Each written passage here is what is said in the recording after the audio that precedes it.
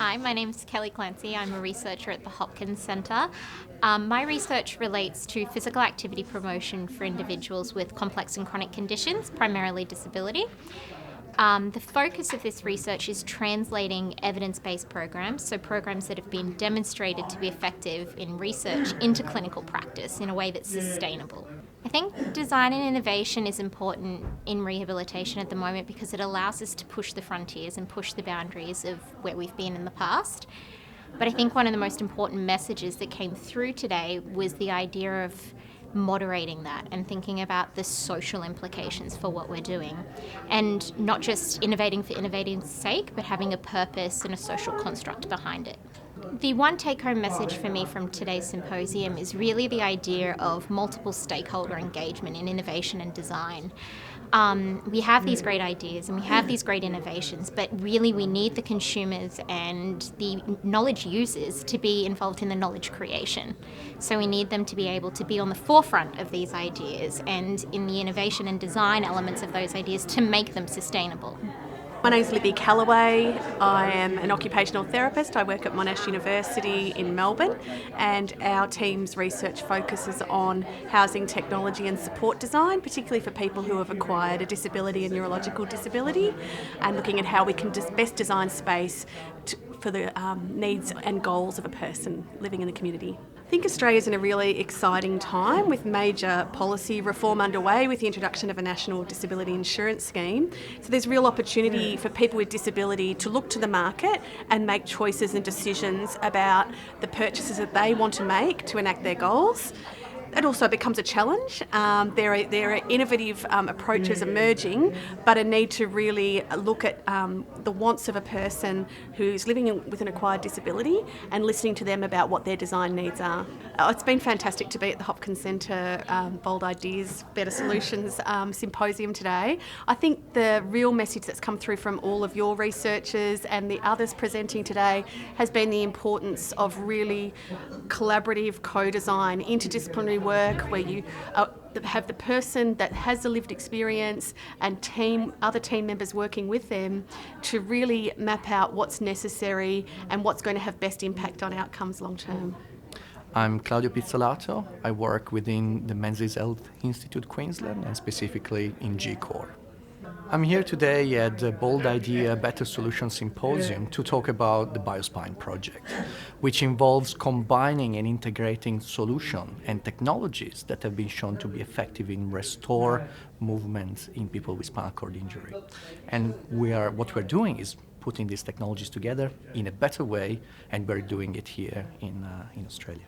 As part of the Biospine project, we are involving consumers, patients, clinicians, engineers, and researchers because we want to co-develop this technology so that down the line we can actually translate it. We don't want Biospine to be just something that stays in a corridor. We want it to be translated in clinical practice.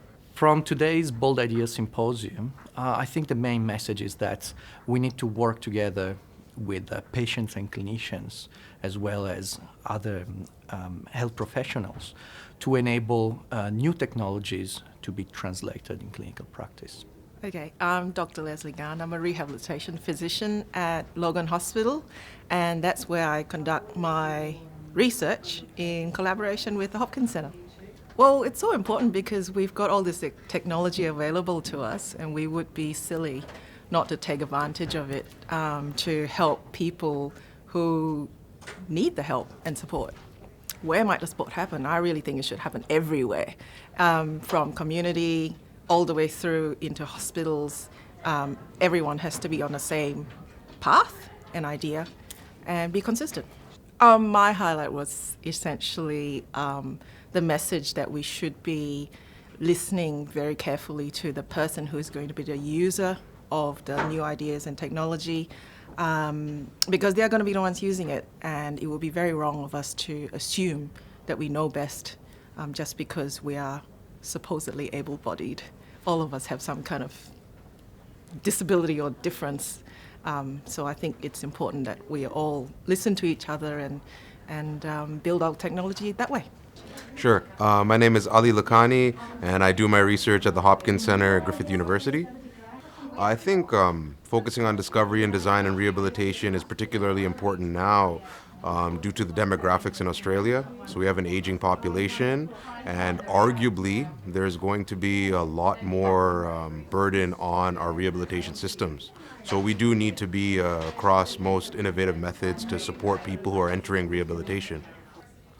From today's symposium, the largest, I guess the highlight for me was learning about how a lot of consumer technologies are being used in rehabilitation, and the evidence base to support their use is growing. This symposium was a great opportunity to learn about many of them. My name's Kylie Pursehouse. I'm a social worker. I manage the spinal outreach team based here at PA. And where do I do my practice? I do my practice all over Queensland. I think it's really important now because there's so much happening in technology and design. And as a social worker, I think what's really important and what the Hopkins Centre brings is to keep empathy, to keep humanness, to keep those interactions into the whatever we're doing in design. My highlight for today was the panel discussion. I really enjoyed hearing the perspectives from Angel, and I think she brought it back to what really is inclusive, what's universal, not losing sight of what's important in terms of people's experiences. And I think those experiences, when we're looking at design, is the message I took away from that. It's not about the thing, it's about the experience that can enable.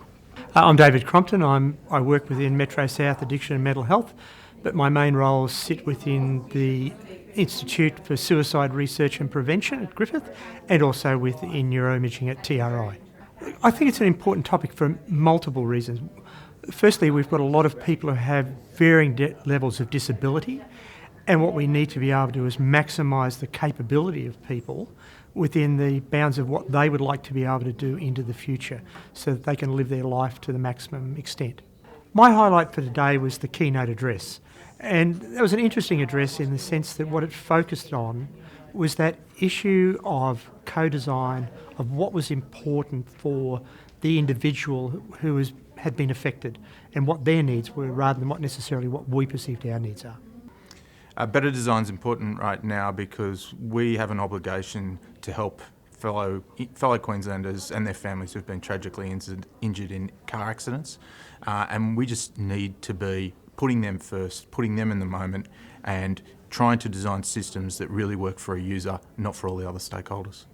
My highlight from today was learning from people now working in research in this sector who have disabilities themselves, and learning that technology solutions for one don't work for everyone. Discovery and design in rehabilitation is really important now because in my particular area of people with communication impairment, they're a very socially isolated and vulnerable cohort, and so we aren't getting it right, and they are isolated, and we need to change the way that we care for those people in their context in the community, and through communication partner training that's really important and validated.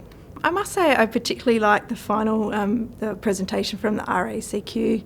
I think it resonated because it was someone with a lived experience and someone who's in a non-sort of traditionally disability or health sector, and to hear his words were just really inspiring to me.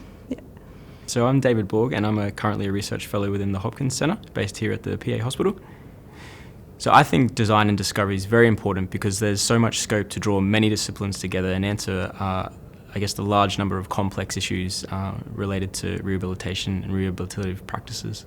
So my highlight from today is rather than a singular presentation, I guess the questioning of introducing technology into rehab. So while it's very exciting, I still think we need to be very mindful around, does everyone have access to it, and are we able to provide that type of technology to all individuals rather than selective cases?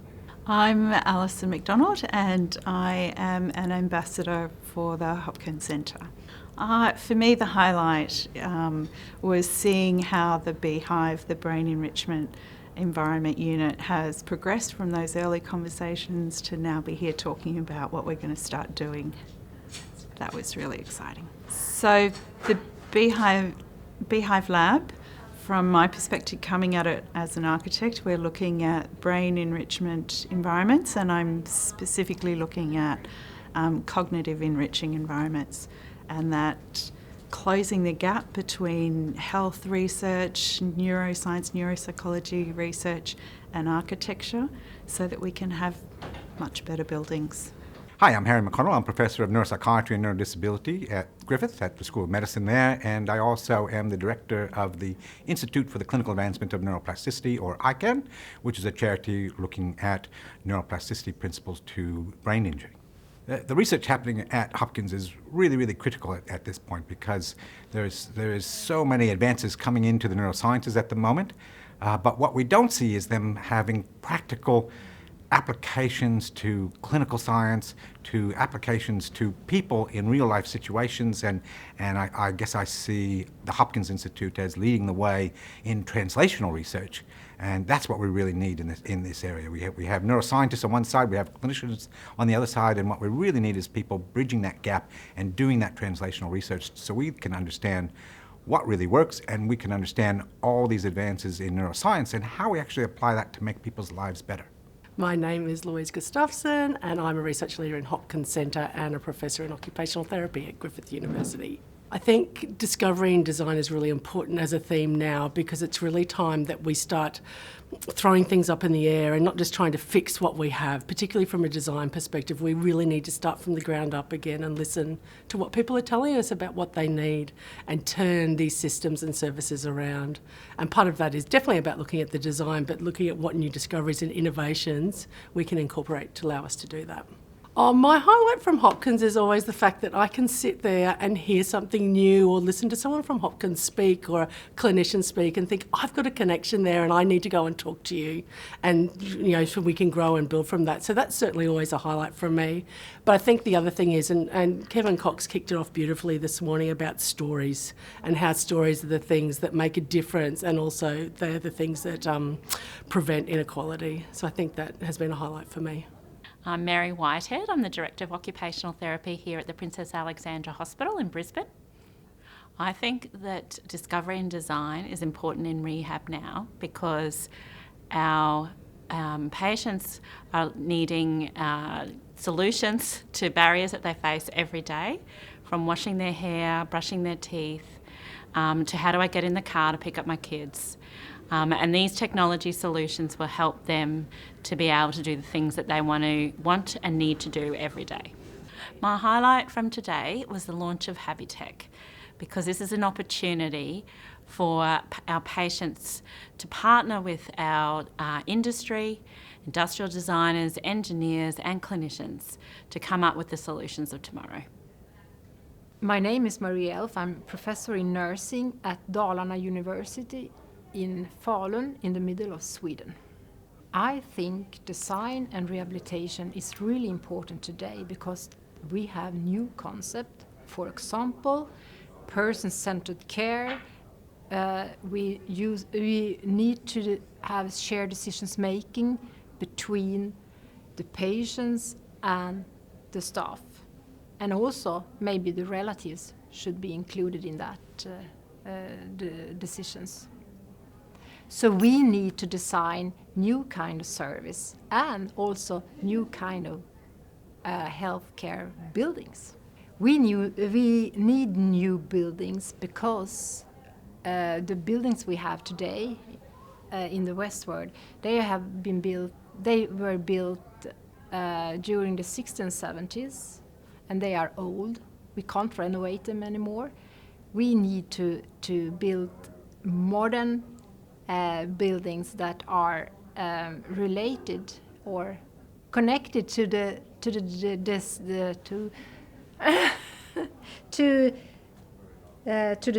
today's requirements and demands of health care services, actually.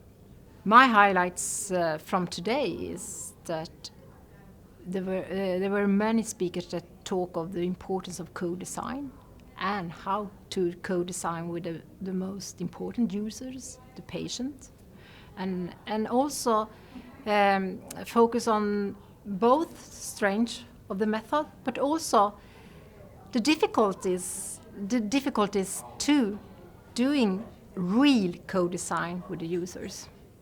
The new things I've taken home to Sweden from today is that you're struggling with the same problem as we are, but also that co-designing is so important, both when it's come to service, technology, but also the built environment. I'm Michelle Foster and I'm the Research Director at the Hopkins Centre.